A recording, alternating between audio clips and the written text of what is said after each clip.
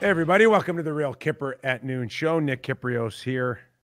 We got a great show for you lined up. Our good friend Darren Pang is back to help me break down of the things that we saw not only last night, but the start of the conference final. And I was one of those yesterday that said, I'm disappointed so far in what I've been able to see in the first 3 games of the conference final. I challenged these 4 remaining teams to bring their A game together at the same time. We've seen good efforts out of both Dallas and Vegas, respectively, but we haven't seen it on the same night. And the same thing in the Eastern Conference with Tampa Bay and the New York Islanders, whereas Islanders just didn't show up in game 1. So what did we see last night? Well, I can tell you, I was not disappointed, and I was entertained. And yes, both teams brought it, and they brought it really well. It was a hard-fought game. The Islanders did everything that they needed to do, for one exception, a couple of bad mistakes. And I watched last night, and I said to myself, that game was for the taking by the New York Islanders. They had it. And to my thumbnail that opened up the show, yes, they blew it. The New York Islanders blew it. Coming off a disaster in game 1, everything seemed to be turned around for Barry Trotz going into game 2. Good start, a good first goal that got Tampa Bay on their heels and got John Cooper on his heels. A lot of talk over playing 11 forwards and 7D, and we'll get into that, and we'll get into it with Darren Pang as well. But John Cooper was behind the 8 ball early on the Matt Martin goal. And as you watch it, and you watch that hard forecheck from the likes of Matt Martin and Cal Clutterbuck, and that nudge on Bogosian, and how it threw Vasilevsky off to the point where he didn't recover. And Matt Martin was able to score that all-important first goal. So what did you think of the bump or the nudge or the subtle little push out of Cal Clutterbuck? Did you think that John Cooper should have challenged that? That was goaltender interference, wasn't it? But he didn't. And it's funny because I made some phone calls to some people that I highly respect and have been covering hockey for a long time. And out of 6 calls that I made, 3 said yes to interference and 3 said no. So you got to wonder what it felt like for the NHL head office if, in fact, John Cooper would have made that call, or what the officials would have thought. I got to think there would be a few people, besides the officials on the ice, there'd be a few people in the war room as well that would have thought, yeah, that goal would come back. And others would say, no, there's a lot of small interference out there, and this is just one of. But Cooper did not do it.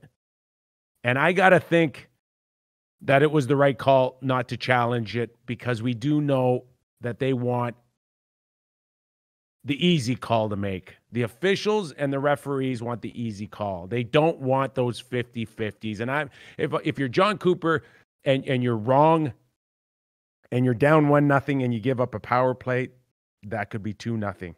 And that would have been tough, especially with a stingy team like the New York Islanders.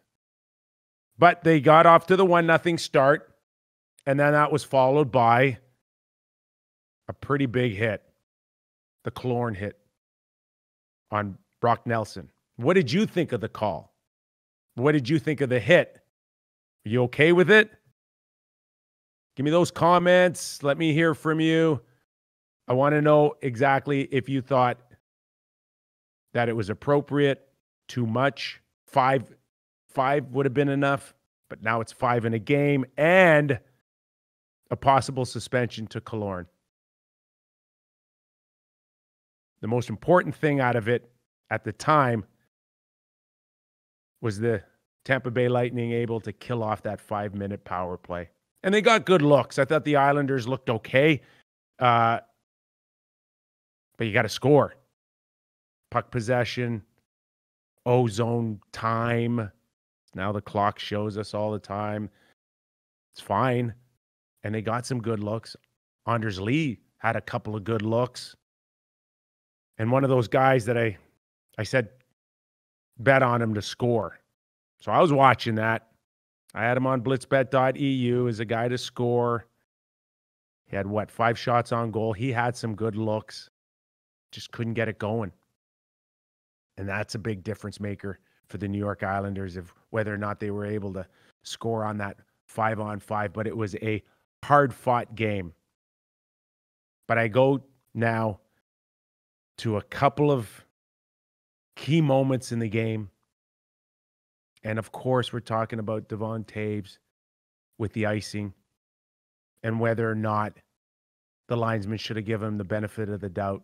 I was close enough. It's a game of inches. That's all I heard last night. Game of inches. No, take a good look at it and look at his release point on the icing. And now it's not a game of inches. It's a game of 5 feet. I'll give you an inch or two, but I'm not giving you 5 feet, Toews. I'm sorry. I cannot give you the benefit of the doubt on that. You got to gain the line. If we're talking about 50-50, then take the 50-50 out of the linesman's hand and gain the line. Now it's 100 in your favor. Now the bench, of course, for the New York Islanders thought that Shattenkirk may have touched the puck. Don't leave it in the hands of maybe he touched it, maybe he didn't. Gain the line. That's it. Coleman's there. Did Toews feel the pressure of Coleman?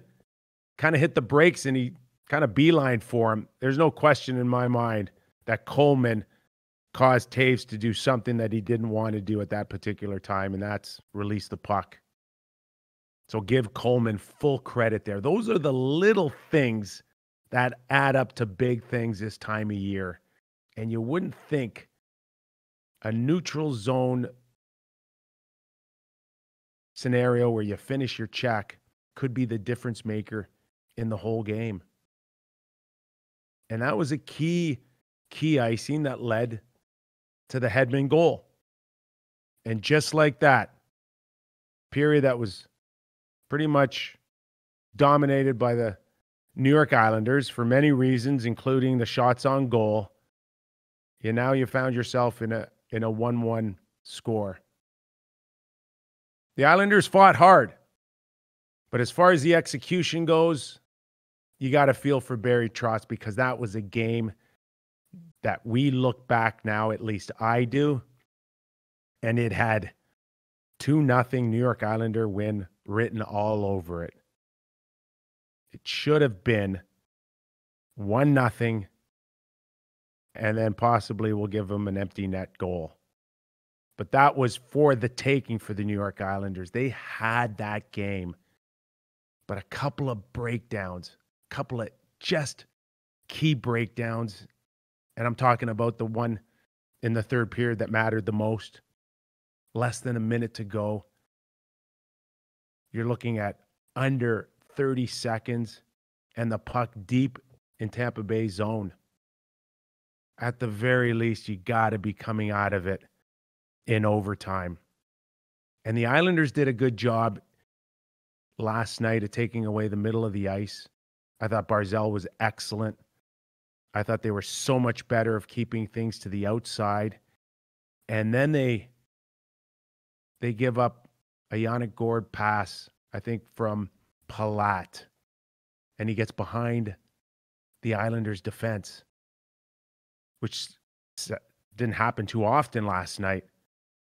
But now you give up a semi breakaway and you got 5 guys get beat by one pass. How can that happen to the New York Islanders? And then it was catch up ever since.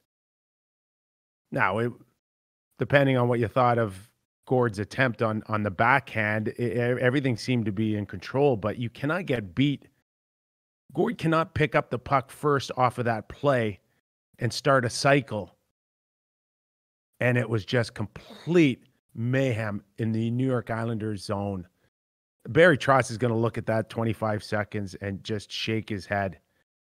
And if and when the Islanders are out, besides the icing, he's going to look at that play and go, that's where we lost the series. And then there was Ryan McDonough. Take a look at where he passed that puck to Kucherov on the game-winning goal. He's a foot off the goal line. That pass by McDonough needed to get through 4 guys. Maybe 5 if you include Ladd, who might have been a stick and a half length away from Kucherov. But how do you allow, if you're Pulock, to lose sight of the most dangerous guy on the ice? He's the only one that mattered at that point. You know, I watched the Raptors and Celtics, and last night was fantastic. And yeah, I had my TVs going all at the same time. So, you know, I'll bring a little basketball into this, and I'll go back to the Eastern Conference Game 3 between the Raptors and the Celtics, and the famous now 0.5 second inbound from Lowry. And you watch it from afar, and the only one that was dangerous in that scenario was the guy on the other side of the court, and that was OG. And in 0.5 seconds, everybody in front of OG didn't matter, because then you got to inbound the ball, and then you got to take it, and then you got to turn around and face the basket. And you're not doing that in 0.5 seconds. So why are you focused so much on those guys? The only one that matters is the guy that has a clean look to the basket. And that was OG, and you guys forgot about him. So Celtics, when you lose in Game 7, go back and look at that disaster of a play defensively in 0.5 seconds. So why am I talking about this? Why am I bringing this up? Because I saw the same thing last night with Kucherov on the game-winning goal. He is the only one that mattered in that play. No one was going to, McDonough wasn't going to score from the corner. I think Yannick Gord was in front of the net. He wasn't going to score from there. The only one that mattered was the guy that was straight up, had a one-time open shot in Kucherov. And you didn't pay attention to him any more than the Celtics paid attention to OG on the game-winning goal and game-winning basket in Game 3. And that one may haunt the Islanders the most. But it was a good game. We were entertained, and I asked 2 teams to show up at the same time. We got that. Did they have a couple of brain cramps, the New York Islanders? Absolutely. Will it come back and haunt them? Do you see this team slowing down in Tampa Bay? Of course, there's a couple of factors in there. Let's not forget, besides the win, which is really important, Braden Point. We talked about him after Game 1, didn't we? How great he's been. Where is he in all of this now? Didn't look good climbing the boards. We saw it. He was laboring. And even prior to that, laboring to get back in his own zone. But what we did see was the depth of the Tampa Bay Lightning. I mentioned Gord. 20 minutes. That guy's a player. and a guy that can play anywhere up and down your lineup, and you don't really feel like you're giving up too much. Does he have the skill of Braden Point? No, hardly anybody does. But between him and Anthony Cirelli, you're sitting there going, they can still win. They can still bring it. And then there's Brock Nelson as well. Like, he disappeared for the whole period. So you assume that there was, I dare say the word concussion, but brain trauma? Yeah, I've been there. I know. And then he comes out on his first shift in the second period. And then there's Goodrow just feeding him his lunch. Feeding him. He hits him hard, and then he cross-checks him. And I'm like everybody else out there. You can tell me through your comments, but how is that not a penalty? How is that not? If I'm someone in the NHL head office and I go, Killorn, you hit an unsuspecting player, can you kind of not deem that cross-check as a little unsuspecting, especially when a guy that's kind of got the cobwebs going? Like, did Goodrow not take advantage of a vulnerable guy down and out? But that's the game right now, and you know, say what you will, may not be what people want to hear, but price of doing business in the National Hockey League in the playoffs when you're chasing a Stanley Cup. They got a good player out of the lineup, Brock Nelson. And I know he finished the game, and we could sit there and certainly be old school and say, hey, what a warrior, and great on him, great character. And that's true, because historically we've done that with great players. But what was he at? 40%, 50%? They got to Brock Nelson. And the Islanders were a weaker club because of it. He's a good player. So we'll see where he stands today. Okay, so we're gonna bring in Darren Pang momentarily. Just also a note that Joe Holka's coming up. We've got Betting 104. This is going to be our fourth segment, and we're going to talk a little bit more specifically about some analytics when it comes to over-unders, like low danger and high danger areas, and how that may play a part. We saw a lot of high danger shots last night from both clubs. Goaltending had to be exceptional. Varlamov certainly rebounded well enough to give his team a chance to win, but Joe will be along later on. He's also got this fantastic show now called the Joe Holka Show that can be seen on our Line Movement YouTube channel. So make sure you check that out. And the NFL, I know there's a lot of football fans out there tuning in. He'll be a great resource for you for all of your bets on blitzbet.eu moving forward. So that's Joe Holka coming up later on in the show. And of course, I don't have to remind you because I know I've done it constantly, but I will anyways. I'm giving away a Harley Davidson. Maybe Darren Pang could use a Harley Davidson. Does he? No, I won't say it. Is there a height requirement? Okay, I did say it. We'll ask Darren a little later on. But all you need to do, just a quick reminder, is make any bet you want on the NHL. And that instantly qualifies you for one chance at a Harley Davidson. I will be giving away the Harley Davidson on the Real Kyper at Noon show after the Stanley Cup final game is over. You want to put multiple bets in per day? You can do that too. Improve your odds for as little as $1. And I am giving a boost again. My boost didn't go so well last night, but I've got a really good record on it. Okay.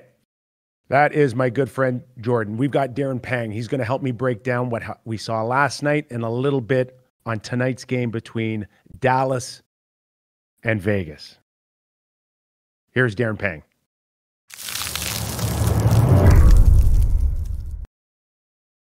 All right, here to break down Game 2 in the Eastern Conference, plus so much more, is one of our favorites here at the Real Kyper at Noon show. No, we're not going to Summerside, PEI. We're going to Secaucus, New Jersey, where we'll find the ever-entertaining Darren Pang, who is now working with the NHL Network. Panger, thanks for doing this. My pleasure, Kipper. It's always a pleasure to be on this award-winning show. You know So is the wine just as good in Secaucus as it is in Summerside, PEI, where Doug, I'm sure, is into his third bottle by now? Well, there's no question. 3 is minimum. 5 is probably average right about now for him in PEI. But it is a beautiful part of the world. And I was there just a little while ago, Kipper. Pretty impressed with Prince Edward Island. Pretty impressed. Didn't have any of their red wine. But the beer and the potatoes were fantastic. Mac promised us a 2 or 3 day golf outing out there. Are you in?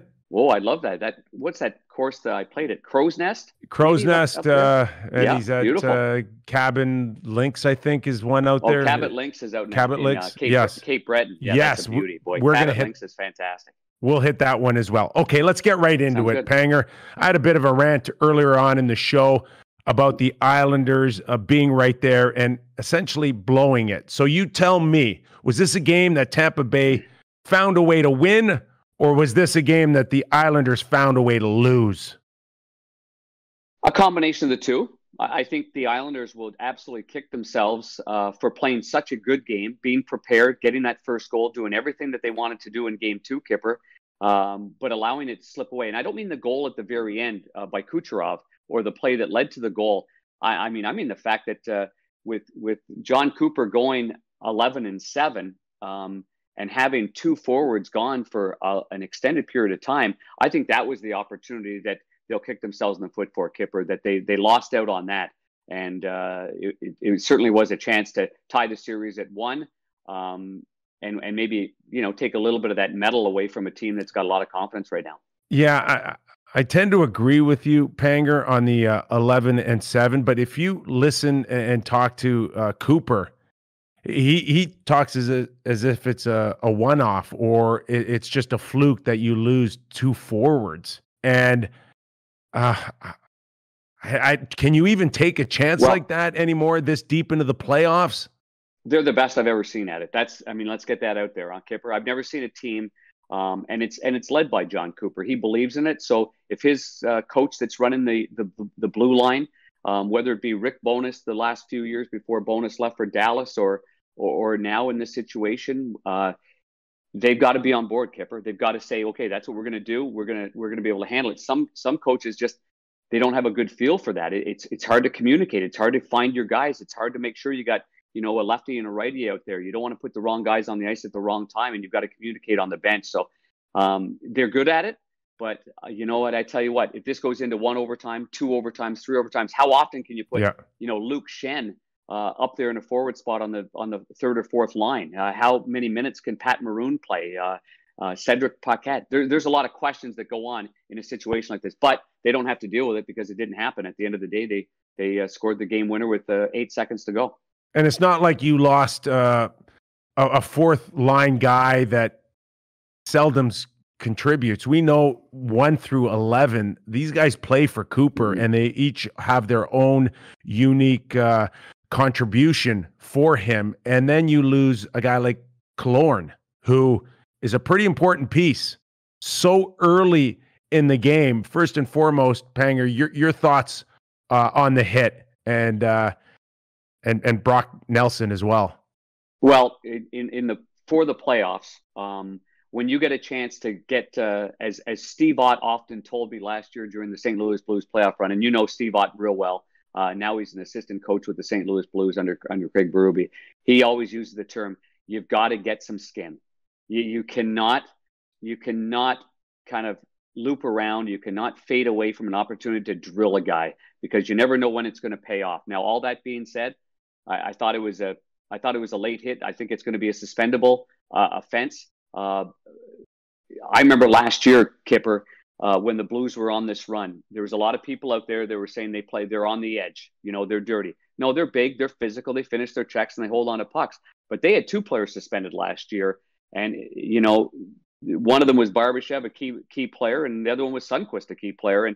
And this reminds me a little bit of the third round series against the San Jose Sharks, where Carlson was banged up, Pavelski was banged up. They had a lot of guys that just couldn't go anymore. And for every time that the St. Louis Blues just took apart a body and just took a piece of flesh every once in a while, just like Killorn did right there, they said, we'll pay the price, but we're gonna take a man down with us. It worked for St. Louis, and looks to me with the depth that Tampa has, Kipper, that'll work for them. Whether Killorn plays Game 3 or not, they've got some guys that can step in there. The biggest question mark is Braden Point, because he, for me, is the best all-round player in the playoffs right now.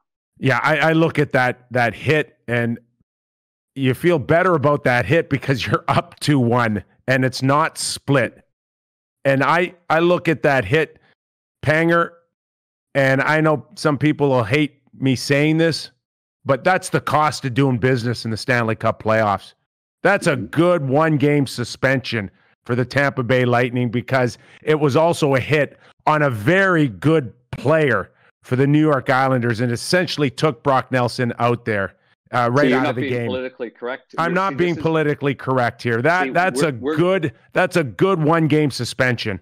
You and I think of it the same way and I know our era is gone, but what we were brought up thinking in a 7-game series was exactly, a heavy hit. You're going to pay a price. You're going to get drilled. You got to earn your real estate. You got to take a hit to make a play. And so you and I are on the same page, although I felt bad for Brock Nelson, but at the same time, I don't know, that Brock Nelson is a tough customer. Well, I was really impressed with the hits that he took. I know. I was wondering when concussion protocol wasn't going to take him off for at least 15 or 20 minutes. And I was surprised that he came back as quick as he came back, to be quite honest with you, because that looked really bad as far as the impact of his head. I thought it was, though. I thought the whole thing played out nuts in the year 2020. No, just the Brock Nelson scenario where he gets hit, he leaves, he doesn't come back for the rest of the period, and then he comes back, and then he gets a shift in, Panger, and then Goudreau feeds him his lunch again, and he looks even worse in terms of just that blank look. And I've had concussions, and I've had brain trauma, and I don't know what you want to call what happened to Brock Nelson last night, but it wasn't great. And clearly, we weren't the only ones that weren't invited into the bubble. The spotters apparently weren't invited either, because I cannot believe for 1 second somebody gave him the green light to go back. He amazing. He must have done a good job with the baseline test originally. Wow. I did the baseline test once. Our trainer with St. Louis, we were sitting around. He goes, "You want to try the baseline test?" And I'd had a couple of cold ones, and I said, "Sure, that'd be great." Kipper, I tell you what, he looked at me at one point. And he goes, "Well, you'd get back on the ice really quick." And I said, "Why?" He goes, "Because you're concussed already, man.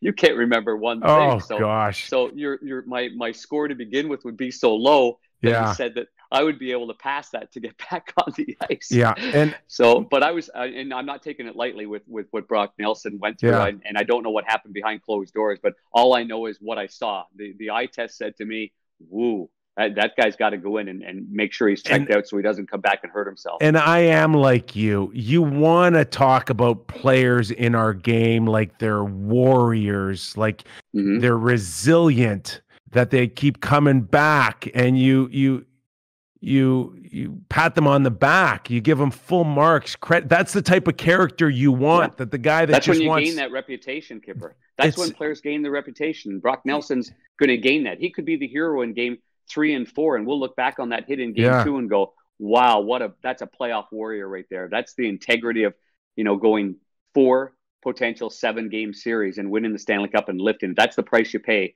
to win the Stanley Cup. And let's hope that's the case. We really want that to be the case for Brock. But we do know every once in a while, Panger, you have a night like that, and maybe things don't come to fruition maybe until 24 hours later. Let's hope he wakes up and he feels well and he feels good. And you know what he should do today on the off day? He should have poutine. For sure.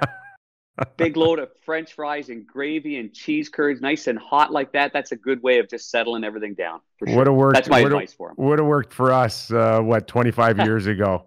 Yeah, but with a couple of cold Canadian beers and poutine.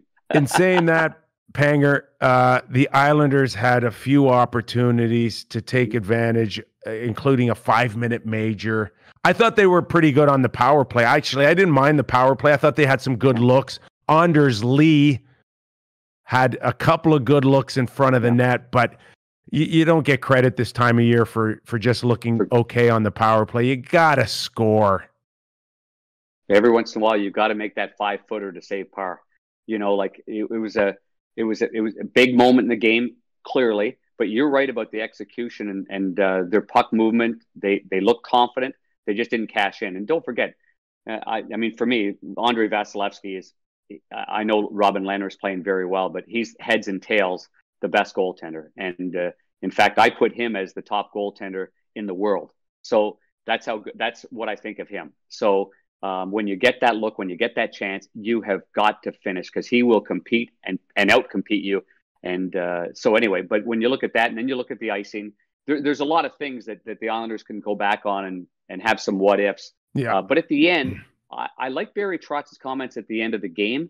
I love Barry Trotz. I love the way he just handles things head on anyway.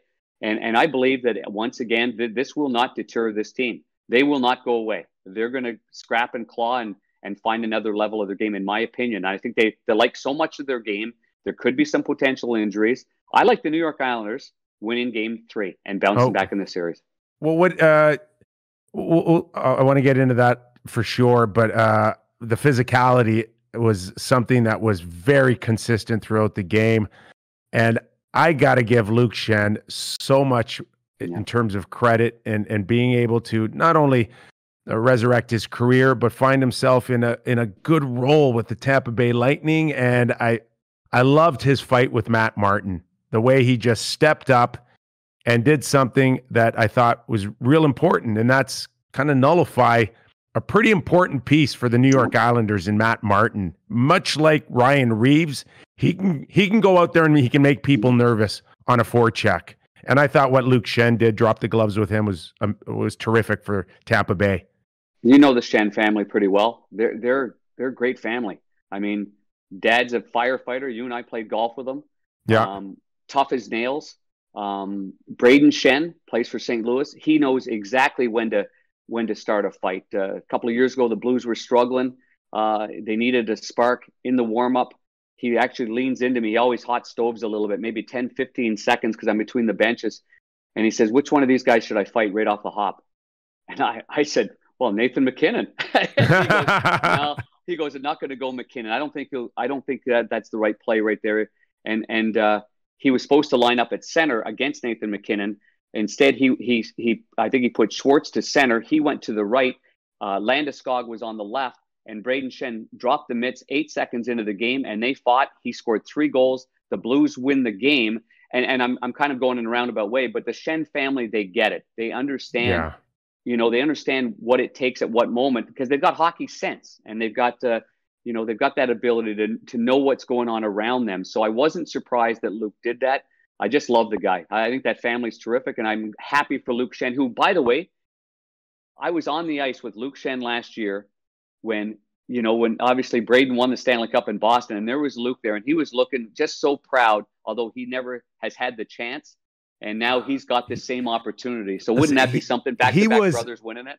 He was a million miles away, Luke Schenn, from from his name, not the family name, Luke's name on a Stanley Cup. It looked like it was over in terms of his career. And here he is now 6 games away from back-to-back family cups. That is a big story. And at one point during this year, Julian Brisebois, the GM of Tampa Bay, just before coronavirus hit, had asked him to go down to the minors. And, maybe it was just a transaction. I'm not sure. But Luke and his wife just had a baby. And he's like, you know what? No, I'm not going to do it. I'll stick around Tampa Bay. I won't go to the rink. I'll do whatever you say, but I'm not, he was just like, I'm going to be with my family right now.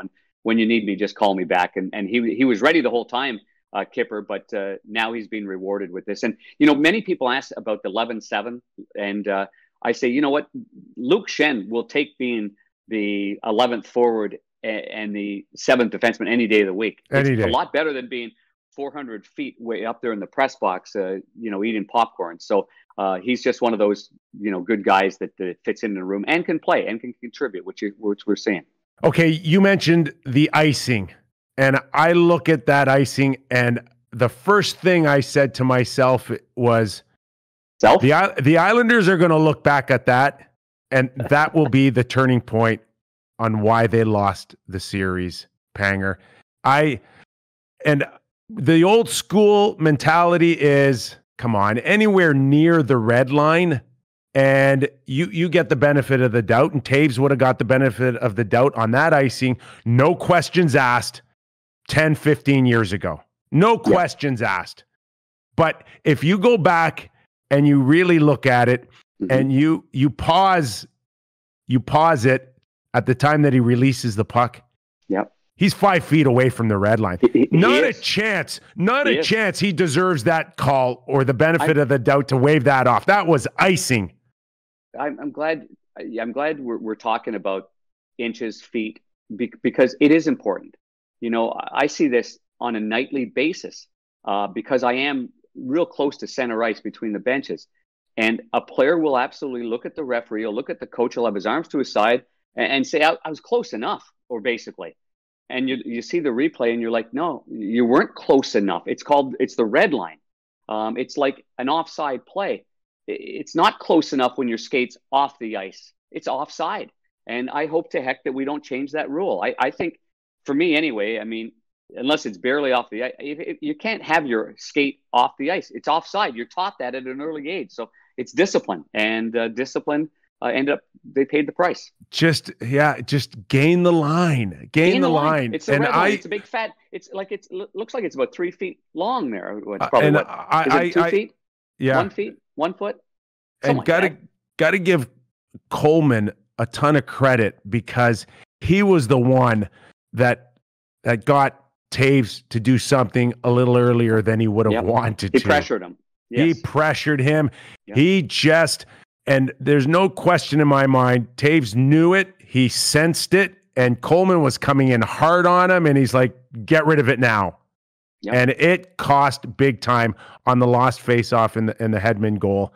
That's clean draw. You got to pressure the puck in the neutral zone, don't you? I can't stand it when teams are so passive and they just all back in. Like, why allow him to get to the red line? Take that red line away. That's just fundamentals. That was real good discipline play right there. And the Islanders still right there at 1-1. We go into the third period, and then all hell breaks loose in the last, 30 seconds, Panger. And where the Islanders were real successful last night was their command of the middle of the ice. I thought Barzal was terrific in game 2 and controlled a lot of that play up the middle, but they gave up the middle so easy to Gord in the last 30 seconds, and that just started the fire sale in their own zone. And they don't usually do that, Kipper.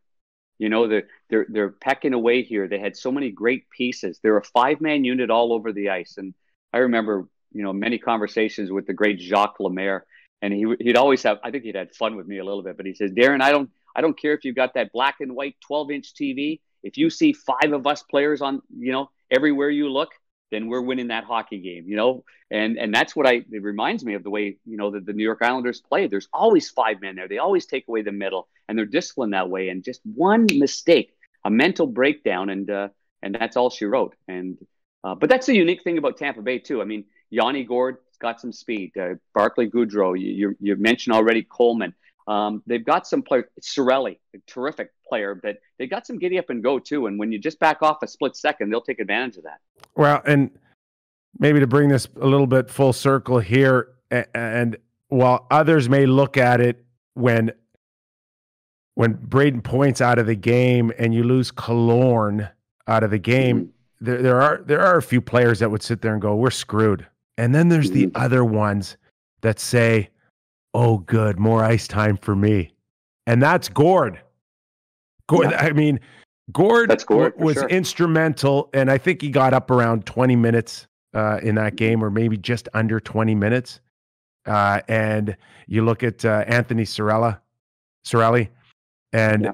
you go, there's another guy at over 20 minutes. Think they thought of it as a weakness going down to 9 forwards, or did they sit there and go, yeah, now I'm carrying the load. I'm Yeah, good well, with even this. Pat Maroon, he had that little bit of a scrap or that little tussle there as well. And, he got kind of going a little bit. He's a big body that hasn't gotten the same minutes he got last year in St. Louis. And with But that game, you get a little bit more there. And Cedric Paquette gets a little bit more. And you're right about Cirelli. He's just a great two-way player. I think he's one of the up-and-comers as a Selke nominee, and I think his time will come. But just yeah, good overall hockey players. I think, you go back to Julien Brisebois and what he's done this year to acquire some assets. He gave up some first-round picks, Coleman and Goudreau, but they do have 1-year term left on their deal, so that's a good asset going forward next year. But what he and Steve Yzerman put together, the foundation of these teams, the hockey sense, Kipper, and the competitiveness of these players, it's kind of the common denominator with how they've drafted during Steve's tenure there. Competitive, and not I'm overly glad. big, but competitive. I'm glad that you brought up Maroon's name, because in many ways I see that similar type of character from St. Louis last year to Tampa Bay, and you could sit there and say, yeah, you got lucky going to the right team, or there's something that needs to be said a little bit about Pat Maroon's character this time of year. And if he is playing 7 to 9 minutes, at least they're noticeable. He's a presence out there. And again, something that Tampa Bay kind of lacked the last few years. We always had them as contenders. Mm-hmm. Listen, they needed a different element. They needed a little bit of sandpaper. They needed to play it like even last year. Everybody goes back to last year's Columbus series. They were leading 3-0 in game. What was it? Game 1. And all of a sudden there was 2 defensemen up around the goal line in the offensive zone. They gave up an odd man rush, and the floodgates opened after that. Like I think they needed to lose again to learn how to win again. And it's helped by the players and the characters. And I'll tell you what, they didn't know that there was going to be a pause, Tampa Bay. But by getting Pat Maroon, who is a talker of all talkers, he keeps everything alive. He says some things that are just flat out goofy, funny, challenging, whatever. But his energy level, I often kid with him. I said, "You got some concentration issues there, Patty," because I played a lot of golf with him, and he just laughs, and he's just a big, hearty guy. And same with Shattenkirk. So like, little did they know we were going to have a pause and you're going to play in a building that's empty. But as it turns out, those 2 players, Shattenkirk and Maroon, have been beneficial to Kipper because they are loud. They are talkers. They've got good personality. They're not quiet and shy and stay in a shell and hide in a corner. That's not them at all. So that's where they've really fit in, and especially in this environment. So it's really worked out for them. I wish John Cooper would express himself a little better after the game. He should have been more. He should have been more. He should have been happier. It's in a sling. What was that? It's in a sling. Oh my goodness! He almost took out half his coaching staff.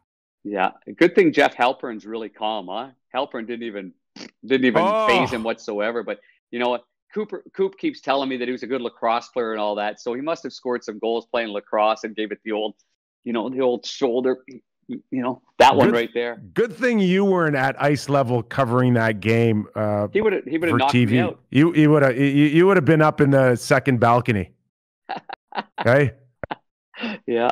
Well, good on John Cooper, and that's the one that I think he really knows that could have easily gone the other way. I think that emotion was more about the fact that maybe we did dodge a bit of a bullet here, especially late in the game. That's right. Well, they did when Josh Bailey had that puck right on his stick and it went over the net. They did, losing 2 players and somehow managing to take advantage of the last 30 seconds. These are big moments in games. If it goes 2, 3, 4 overtimes, and he's got 9 forwards, you know what, Kipper? That's trouble for whether they win that game or don't win that game.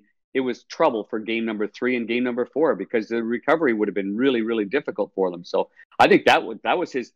It was kind of shock and just pure euphoria that it went in the net. Are you kidding me? Yeah. Let's go. Yeah. All right, let's switch gears, Panger. After that, too, by the way.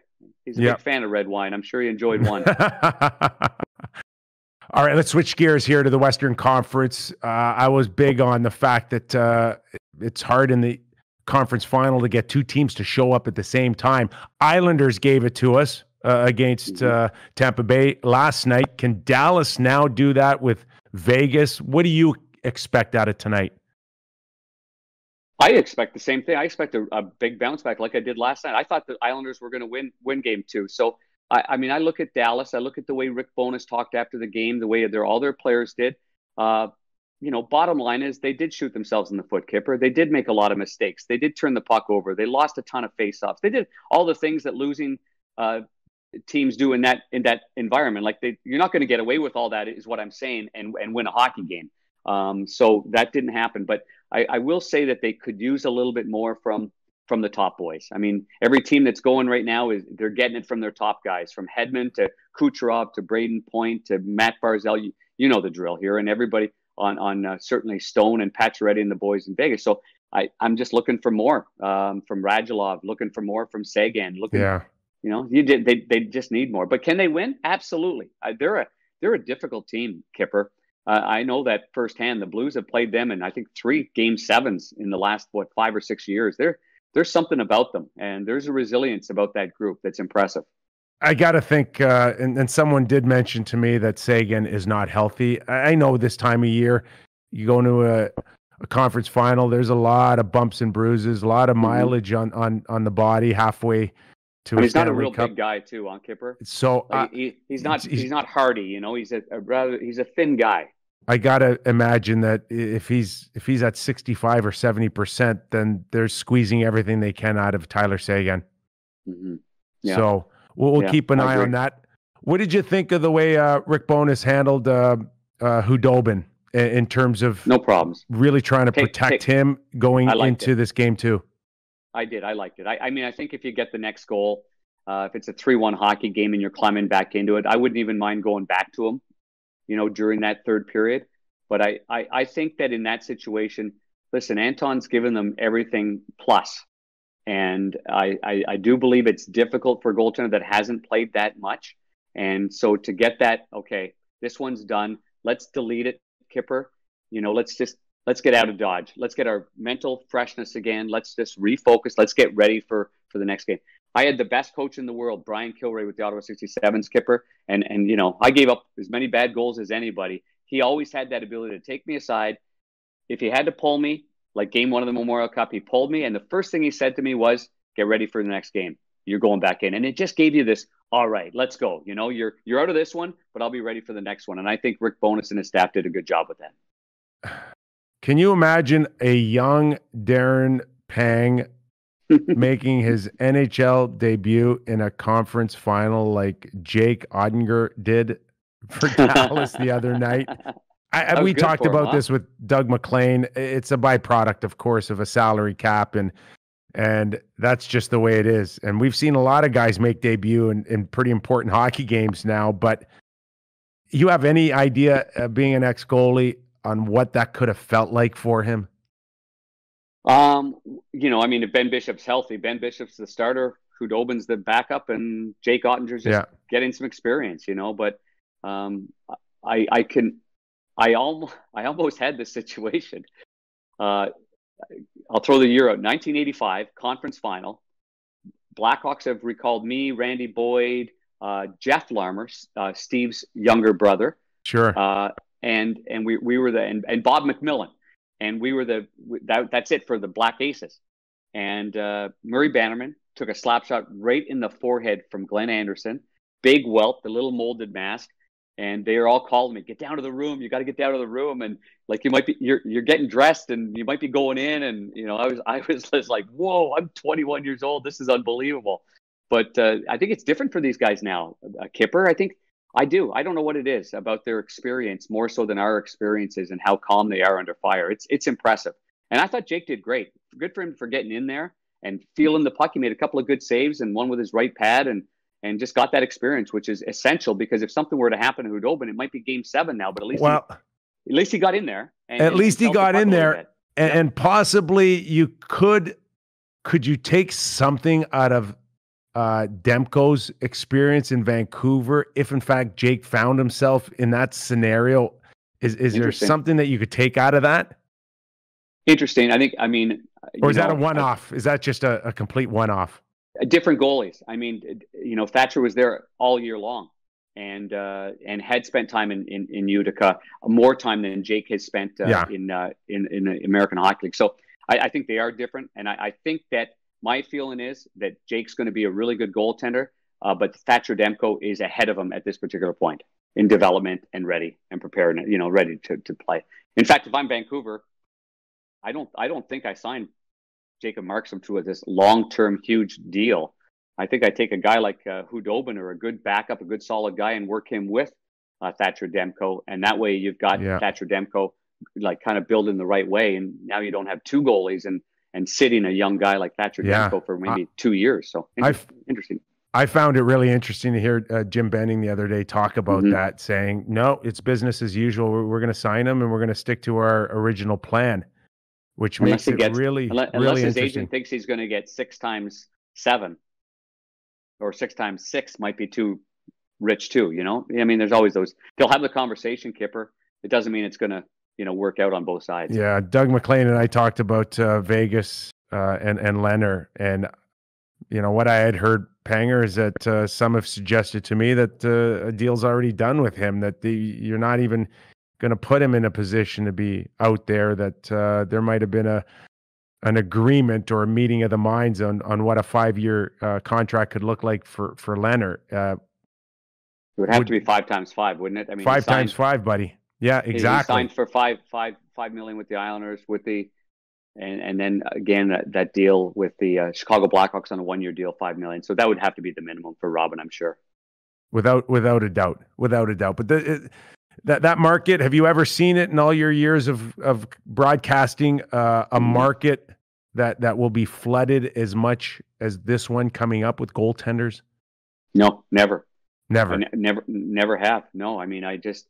But also the other night in Game 1, I've never seen a team hit the net every time except for the last 30 seconds like Tampa Bay did either. So there's a lot of I've never seen this before situations, 2020, buddy. Yeah, the goaltending market is very interesting because it's got a mix, Kipper. It's got a mix of number one guys, and it's got a mix of real quality second tier number one guys. And so I think for a lot of teams out there that might need a stopgap, maybe they don't want to commit 6 years on a goaltender, but you're going to get a guy like 2 years, similar to what Jaro Halak did with the first with the Islanders, and then with the Boston Bruins, signing that deal that's affordable. Nobody looks at it and says, "Oh, I got to get rid of this guy." It's a nice compliment to your number one guy, and so that's what I find appealing about this year's UFA market.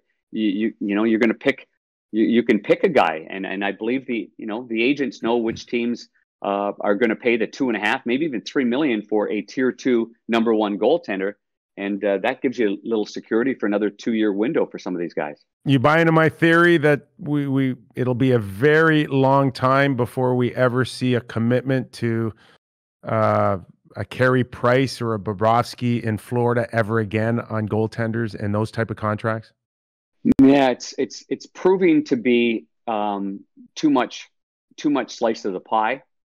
I found it interesting in Florida's case, because they did draft a goaltender in the first round, and then you're like Thatcher Demko's a high draft pick, or Jake Ottinger's a high draft pick, and then you turn around and you sign Bobrovsky to that length of term.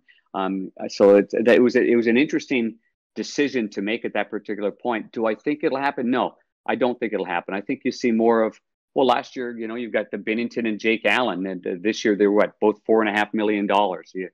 I think if you've got a guy that's 6 and a guy that's 2.5, I think you're in really, really good shape. But some goaltenders force you to make that decision, and it's up to you as an organization to cut the cord. Are you going to do that with a Carey Price? I think he had them over a barrel because he was their savior on the blue line, and he was the reason why they were going to win 2-1 games and get into the playoffs and have a chance. So I mean, he had them in a good spot, and they end up paying a premium for that commitment. They didn't get past the first round, and he still got him in a pretty good position in terms of being the face and the identity of the Montreal Canadiens. So we don't expect him going anywhere. He's a superstar. Yeah, he's a star. He's a star, and stars deserve that. I think Vasilevsky's a star. He's proven to be to be injury free. He's proven to be that kind of guy that he's not going to get banged up. So I mean, I'd pay a lot of money for Andrei Vasilevsky to be my number one goaltender. That's just me. But the age he is and the ability that he has. All right, Panger, before we let you go, I'm going to ask you, put you on the spot here for tonight's game, Dallas and Vegas. Must win for Dallas. No time for moral victories. Islanders could easily think about it as, hey, we did a lot of good things. They didn't win, and they're not going to win the series. You lose game two, though. You lose the series. Is this a must win for Dallas tonight? No, I don't think it's a must win for Dallas. Because they can still come back and beat Vegas. Yeah. Down 2-0. Well, it's a 1-1 series right now. They won 1-0. Yeah, that's right. Sorry. Yeah, 1-1. Yeah. And now you're in a situation now where they've played real well at times. But I do believe that this is just me. I believe that the Vegas Golden Knights they're a premier team, and I believe that they're going to advance. But in saying that, I think that the Dallas Stars are going to come out with a much better performance than they did. So I expect Dallas to win Game 3. How's that sound? I think this is pivotal for Dallas. And I think that if they allow another game like they did last in Game 2, then I think Vegas could put this away in 5 or 6. I don't see them coming back after another loss tonight. But to your point, they are a resilient group, and that's how you get to a conference final. So we'll see how it goes. Panger, thanks for doing this, buddy. Big guy. Hey, be enjoyable. It's always a pleasure talking to you, big fella. Do you know I'm giving away a Harley on my show, Real Kyper at Noon? Did you know that on blitzbet.eu? You make one little bet as little as $1. A Harley Davidson. No kidding, huh? Yes. Is it a mini one so that I can ride it, or is it a big one? I'm going to see. Big boy Harley? It's a big boy Harley. Okay. Maybe I can get one of those sidecars we can put you in. Yeah. What do you think? Okay, that's got to be part of the winning. Well, then everybody go out there and make one good bet. There you go. A chance to win a Harley. My goodness. Blitzbet.eu. It's an iconic motorcycle. Get your bet in and win a Harley, and you can take Darren Pang on a ride. I'll bring a bobblehead. How about that? And we can all have a nice fun time together. And my golf clubs. There you go. We go play golf. Darren Pang, a good friend of the Real Kyper at Noon show, all the way from Secaucus, New Jersey. Enjoy the rest of your run with the NHL Network there, big guy. Thanks, Kyper. I appreciate that, buddy. Have a great one. Darren Pang, everybody.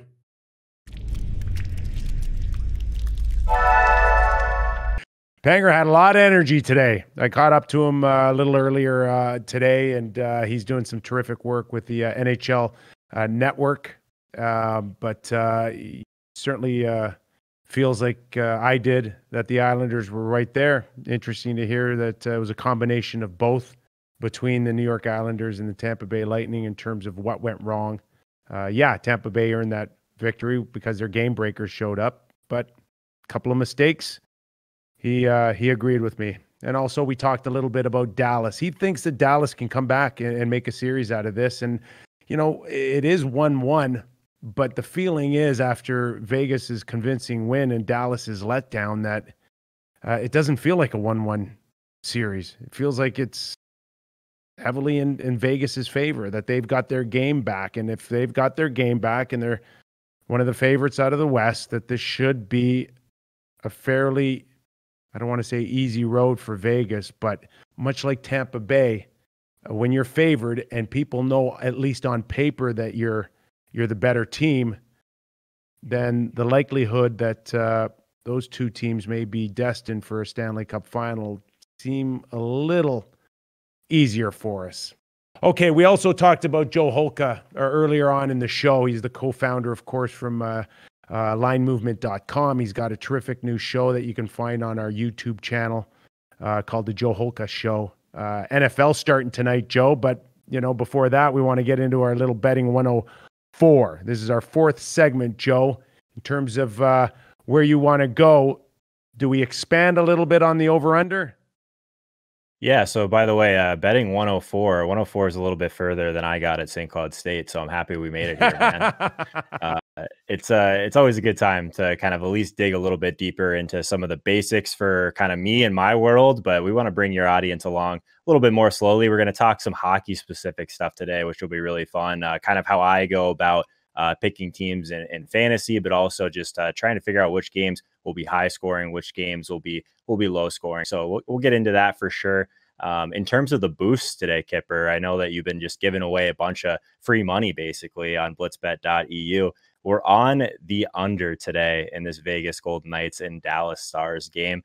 So I think that's going to be really nice. I'm sure that the odds will be out shortly for that boost. I don't think we have the exact ones yet. I'm sure if it comes through as we're live, Jordan will let us know. And then you also have someone that you think is going to score tonight. You want to let the people know who that is? Yeah, we're going to go with Dallas. The two leading goal scorers, of course, that wily veteran, Joe Pavelski. And I was leaning towards him because I like the fact that he seems to rise to the occasion, especially in front of the net. We believe that he may be one of the best in history when it comes to deflecting pucks and redirects. But I went Denis Gurianov. And he's not exactly a household name, but he has been able to put the puck in the net for Dallas.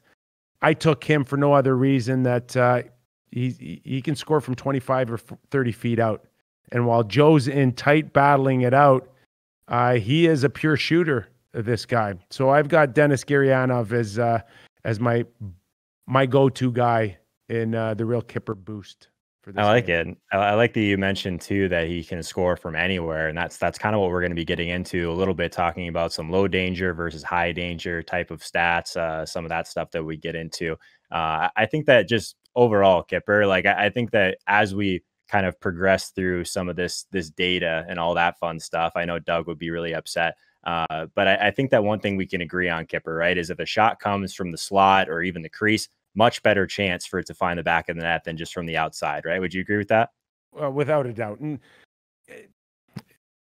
the eye test is really what says it all. You know when someone's getting some good quality chances, and it's usually top of the circles, in that middle zone slot area. And that's where Gurianov, I think, can really come through for me tonight.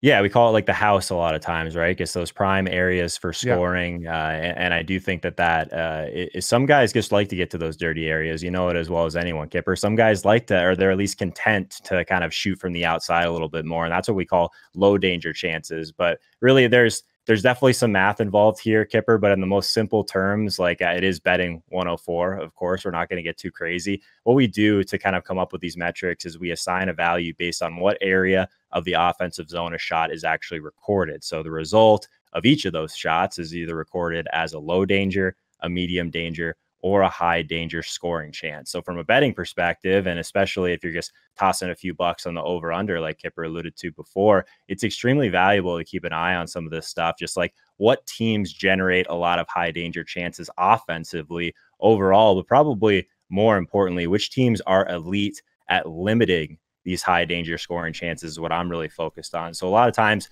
this stuff isn't properly accounted for by the sports books, in my opinion. So it's a pretty big opportunity. You know what, Joe, I don't want to cut in because that's a question that I had here. What is accounted by the sports books when it comes to NHL handicapping? When I approach a lot of value, I try to look for things that aren't accounted, right? That's how we come from things in the daily fantasy sports world. Like at a certain point, maybe the home versus away gets baked in. Do we even need to think about that? So I think the biggest thing, and we talked about this a little bit in betting 103, actually, is that I think where the sportsbooks go wrong sometimes is they're using some really long-term kind of averages. So basically, from an offensive perspective, if we're looking at data, we're much more interested in stuff that's happened most recently, right? So we talked about teams that are finding the back of the net more recently because maybe their power play is clicking. Maybe they finally got some chemistry on their line. So offensively, I'm looking at things like at max the last 10 games or so. Defensively, on the other side, a lot of these teams have their defensive structure very much in place at this point, definitely by playoff time. So not a lot is really changing. Some of the best defensive teams in the league most of the time are going to be one of the best defensive teams in the league for a longer stretch of time. So I think the sports books in particular, I think they just really don't take into account what's happening offensively most recently, in my opinion. So, Joe, besides all our viewers getting so much knowledge and a little entertainment from Doug on the Real Kyper at Noon show, where else can they go for grabbing NHL information? Yeah, one of the best resources out there, and it's actually a free resource, is naturalstattrick.com. Awesome website. You can go find all the stuff we're talking about. We talk about Corsi all the time, but these high danger chances, you can break it down on a per 60-minute basis. So high danger chances for per game. You can look at it over the playoffs. You can look at it over the entire season. You can actually look at which players are generating a lot of opportunities as well, which is really valuable in the fantasy world. But from a betting perspective, it's just really nice stuff to look at and just add. It's nothing is an end all be all, Kyper. You know that. Like there's no perfect bets that you can make. It's all about putting yourself in the right mindset, but also just putting yourself in good situations, right? So we got 4 remaining teams. What's standing out? Anything in particular on the offense when it comes to our final 4 here? Yeah, so I took a look at this. It was actually pretty surprising in some ways, and in some ways it wasn't. So over just the playoffs of the teams remaining, Vegas Golden Knights 13.8 high danger chances per game in the playoffs. Who would you say would be at number 2, Kyper? I want to put you on the spot just by watching the games. I was surprised by this one, so it's kind of a trap. Okay, so you're going to tell me the Islanders. It is. The Islanders are actually the second and best team that's left in the playoffs at generating high danger chances, 12.74 per game. Yeah. So it's definitely a little bit behind Vegas, but they yeah, can take it to the net though. I mean, Anders Lee is a type of guy that just lives in front of the net. Yeah, I played against Anders Lee in college, actually. The year we went to the Frozen Four, we actually knocked those guys out. So shout out to me. Why are you not playing, Joe? Why am I not talking to Anders Lee right now? There's a lot of reasons I'm not playing Kyper. We only got 12 minutes left in the show. We might need hours and hours to talk about the things that I didn't do well enough. But so yeah, that's where those 2 teams are at the top. Dallas and Tampa Bay, kind of middle of the pack in terms of their chances for. And okay, so defense out of the 4 remaining teams, what stands out for you there? Yeah, so this one's a little bit easier. This again, defense. I like to look at things at a little bit of a larger sample, but I do have both the kind of the data points here. Tampa Bay, 4th best team in the NHL this season at limiting high danger chances. They're the best remaining in the playoffs. Vegas Golden Knights, 9th best team in the NHL this season at limiting those high danger chances. They're the 2nd best team remain in the playoffs. But what I thought was really interesting was the Islanders really struggled at times this year defensively in terms of giving up those high danger chances, but they're right there with Vegas in the playoffs this year as kind of at the 2nd best remaining, very close. Dallas kind of middle of the pack, probably above average defensively, as we know, but nothing really stood out from that perspective. The interesting thing was that the Islanders have really improved recently. Joe, with the exception of the last 30 seconds last night, my friend. That's where the context meets the data, threw everything right out the window. Yeah, the context meets the data. So it can only take you so far, right? So that's why it's always valuable to watch the games and have people, or at least have some context from people like you that really know what's going on, right? So there's only so much that the data can tell us. Obviously, what can throw a wrench in this whole thing is if you run into a hot goaltender, right? That can basically ruin all of this pretty quickly. All right, Joe Holka, everybody. And of course, if you're an NFL fan, you're going to want to tune in to the Joe Holka Show Monday and Wednesdays. Joe, correct, at 3 p.m. Eastern? Yep, 3 p.m. Eastern. You can just find them on the homepage of the Line Movement YouTube channel. I'm also going live on Sunday mornings before kickoff at 9:30 Eastern time, but we'll have the Line Movement NFL show at 10:30. I believe 10:30 we'll get on, maybe around 11, but it'll bring you right up until kickoff for the most part. So if you're into football, definitely just hop on the Line Movement YouTube channel. You'll see us. We're live. Come ask some questions. It's a lot of fun. Football time, week 1 already. I wish we had a little bit more time to prepare, but here we are. Okay, give us Texans and the Chiefs. What point spreads? 9? Yeah, I don't have a whole lot of groundbreaking things here, but for anyone that doesn't watch football, the Chiefs are pretty good, and I think they're going to be pretty good again this year. So I got the Chiefs to cover tonight. Thursday Night Football, we tend to get some ugly games overall, but this one should at least be pretty exciting. I wouldn't be surprised if we saw a ton of scoring, but the Chiefs, they're one of those teams that they're bringing back a lot of continuity from last year. There's not a whole lot of turnover on that roster overall, and that's really valuable in a year like this where there just wasn't a lot of time in training camp, just getting your timing back. I'm really trying to find these teams that are bringing back a pretty similar roster, and we'll start with the Super Bowl, or the defending Super Bowl champs. You know, I watched both games last night in terms of the playoffs, including the Raptors and the Celtics. I may have to boost Game 7 for the Raptors. Nice. We're doing some basketball takes if now. If you boost me, that I was going to have a heart attack last night, boys. I was going to have a heart attack. At the end of single OT, I was like, just end. Just please end. I don't even care who wins. Just end. I was texting Joe, just complaining about it. And, woe is me. Just to add on what Joe is saying, I would recommend taking the Chiefs to cover and the over as well. We have two very high-powered offenses. Obviously, the Texans won't be as high-powered as the Chiefs, or even as they were last year. But two very average to mediocre defenses, very short training camp. I think that we're going to see some high scoring games, but that's just my opinion. Let us know what you think, and hopefully we'll see you on Sunday. Love it. God, we went from nothing 4.5 months ago to a pretty fun sports night last night, and I think we'll see it continue, I think, for the next couple of weeks, because last night was a lot of fun between the NBA and the NHL, and now the NFL coming in. You don't really appreciate something until it's taken away from you. And I think that was the case for me anyways last night.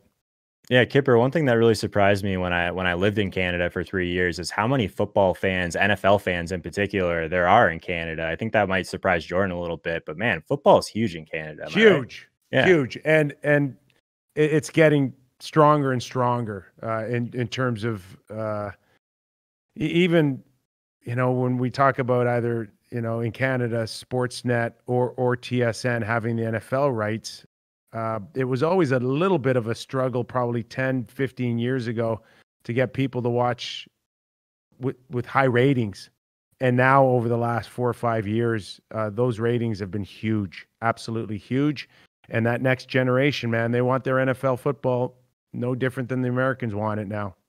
Yeah, and with sports betting, I mean, the boom is coming, right? So it's only going to become easier and easier to kind of throw a few bucks on your favorite team. Football is an amazing sport to bet on, an amazing sport in general to kind of just enjoy, but also have a little bit on the line. There's a lot of really good information out there. That's one thing that's like difficult about hockey at times. We can talk about all this hockey data, but they're definitely behind sports like MLB, of course, but also football has come a long way in terms of what they're doing from that perspective. So it's great. It's a great time of year. Yeah. It's really fun to do football. We are catching up though, Joe. We are catching up. If you look at all the sites now, or even all analysts on conventional television now, a lot of it's deemed towards the information that we can get. Now, we've seen, before I let you go, I want to talk to you a little bit about this, because the other night we saw more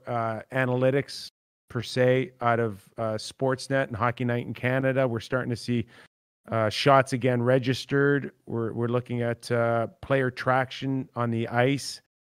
I got to think, well, some of it we might look at it and go, I don't really care about a 113 mile or 113 kilometer slap shot compared to 104, but if we are talking about fan engagement, and somehow, do you see a lot of that kind of geared towards, prop bets? Whereas if you wanted to bet on Shea Weber hitting 120 kilometer an hour shot or whatever, 135, that's where it's really going here. Yeah, I guess in the words of Doug the other day, the nerds are kind of taking over a little bit, Kyper. I think there's going to be a time where you can kind of choose if you want to have like that mainstream feed where you have someone either on TSN, Sportsnet, whatever it is, going through their kind of normal routine. I also think there's going to be an option for people that want to have a little bit more hardcore analysis in there as well. There might be channels where you can literally just get the betting perspective or get the fantasy perspective while you're watching the games. Because I think that's where one of the largest ceilings is probably for sports betting throughout this entire thing is going to be live betting, right? So I think a channel like that, we already have NFL Red Zone for fantasy football that is just huge. You can basically just watch all the games at once. So I'd love to see something like that. For hockey is probably tougher, but there's a lot of sports like golf where I think that'd be really popular. One thing that I'd say is it's already happening in the NBA. There's a lot of people that I follow who are who have been doing alternate broadcasts on Twitch and on YouTube, just how like we're doing here. And this past calendar year, the NBA has invited them to come on and they do like broadcasts on their alternative channels. And the one person that comes to mind is Nate Duncan and Danny LaRue. They're mostly cap specialists for the NBA. So like they do the nerdiest stuff of all. Like they talk about CBA, they talk about trades, free agency. And that's the kind of stuff they're bringing to the broadcast. So I think it really, I'm a massive fan of live betting. I think that I'm all about the future, man.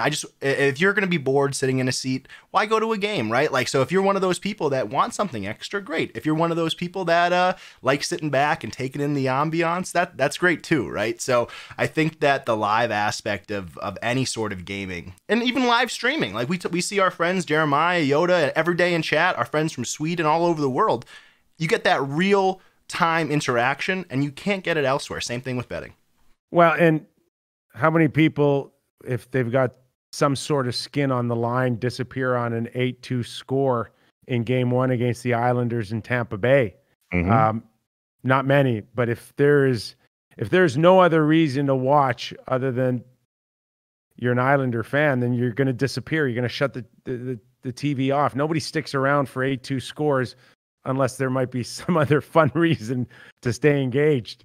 Well, Kyper, we see it in football, and I think this is kind of why the owners have come around a little bit in terms of betting, and obviously things like blitzbet.eu, completely regulated, completely legal. It's just not as, I guess, taboo as it used to be, but like you think of like a game in the NFL, like the Cleveland Browns versus like the Cincinnati Bengals, like no one's watching that game unless they're watching their fantasy players or unless they have a bet on the line. You know what I mean? So it helps everyone in so many ways. And I think that it's just going to grow the game overall if it just becomes a little bit more accessible. I totally agree with everything Jordan said. There's going to be a moment in the not so distant future where we have a lot more ability to kind of get a little bit more in the weeds and just places like YouTube, Twitch, that sort of thing. We can do whatever we want, Kyper. That's what's really cool about what we're doing now. Like the first thing you ever said to Jordan was, I want to do an authentic hockey show. I want to talk about what I want to talk about. I don't want you to tell me what I can't talk about. And it all comes full circle, man. So this has been great. And it's been a lot of fun. And you guys have been a lot of fun. And Joe, appreciate you coming on my show, giving me and my viewers a little bit more of an education on what lies ahead in terms of pro sports betting. And we know it's coming in huge waves, and proud to be a part of linemovement.com, blitzbet.eu as well, along for the ride here, and a fun new way to watch sports. So appreciate your time. Good luck on your show. And we'll be looking for you every Monday and Wednesday, 3 p.m. Eastern on our linemovement.com YouTube channel. Thanks, Joe, for doing this. Appreciate it, Kyper. Anytime, man. You want to take a couple of quick comments out sure. of there? Let's do it. We can maybe just finish the show off on some of the things that we're hearing. Totally. I'm glad I did catch up to a comment from Jeremiah Maxwell, a long time now follower of the Real Kyper at Noon show, and he agrees with me when it came to the hit on Brock Nelson, and he felt the same thing I did, that maybe he wasn't recovered off the first hit, and maybe it's questionable whether he should have been out there. Yeah. In the second period. So the way that I see it, we hope he's okay. That's all. Yeah. Like you, I've had brain trauma as well. I've had 6 concussions in my life, and I suffer from some symptoms after the fact, headaches and stuff. So anytime it goes there, I'm always siding on the side of being careful. But that's a personal choice and a team choice that people make. Outside of that, Stephen Ellis has a great question. He's one of our NHL contributors, also helping us behind the scenes, doing all of our social media clips and video editing stuff. So big shout out to Stephen. You could find his work on linemovement.com and the Hockey News. Vegas defense is so underrated. No big stars, but they don't have a weak link. Well, they've got one in the making. They've got one in the making in Shea Theodore. And Nate Schmidt's another one that I really liked a lot. And I thought the Washington Capitals lost a lot by not being able to keep him. And, of course, when we're dealing with salary caps, and expansion drafts, and that was the case with Nate Schmidt.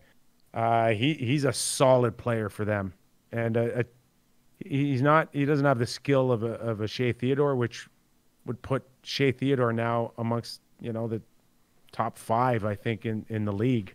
It's all about skating. It's a lot about puck handling and good hockey IQ. And Shea Theodore has a lot of it. Martinez was a good pickup. Doug made a good point when Vegas was struggling a little bit, that Martinez was off his game a little bit. And he's an older player. He's got a lot of mileage with the Los Angeles Kings. And, of course, we know him as a game-winning goal guy to solidify a cup for L.A. But there is a sense when his play goes down, it's noticeable. As far as everyone else is concerned, good, solid citizens. McNabb is a hard-nosed guy, and we've seen on occasion you pay the price against that guy. Lacks a little bit of mobility, I think, at times, but it just seems like outside of Shea Theodore, they're getting it done by committee. And when you have rock-solid goaltending, which Lehner has been able to provide, and when Fleury's called upon, we know it's not that big of a drop-off, that he'll either win the hockey game or he's going to keep you in the bitter end of winning that hockey game. So we know they're backed. We know that blue line is backed more importantly than anything else. And if on occasion they're not at their best, you can still win with that blue line when you got great goaltending. Another question we have from a struggling Islanders fan. I love Trotz, but why is Andrew Ladd in the lineup? Did he not play well? Does he not deserve to have the opportunity, or what are your thoughts on that? Well, and Trotz talked a little bit about that. And he's not the player that his salary demands. And we know that they had to make a hard decision with sending him down to the minors. But he's also a guy that's got over 900 NHL games and experience here. And I think Trotz went with a bit of a hunch that he isn't a top 6 guy, but he is a guy that still can maybe on occasion bring it for one night. That's what he was betting on last night. And he gave him ample opportunity. He was out on the ice, but they were short. Now, do you want to sit there and look at that decision to bring Ladd into the lineup, or can you look at other things? And I think that big picture, Andrew Ladd didn't necessarily hurt the New York Islanders last night, but it's clear he's not the player that he once was in his heyday, especially in Chicago. That's an interesting conversation about money and who's worth what and whose fault is it that they get that contract, right? Like, I know that you spoke a lot about the goalie stuff when you have, $10 million goalies, $7 million goalies. Are they supposed to say, no, thanks, I'm good? I'm okay. No. It's tough, right? So I enjoy that type of conversation. I don't know, Jordan, anyone that ever turned down money. So, with my boost, we're close to giving away free money. They're going to take it, right? Yeah, they're going to take it. And Ladd is no different.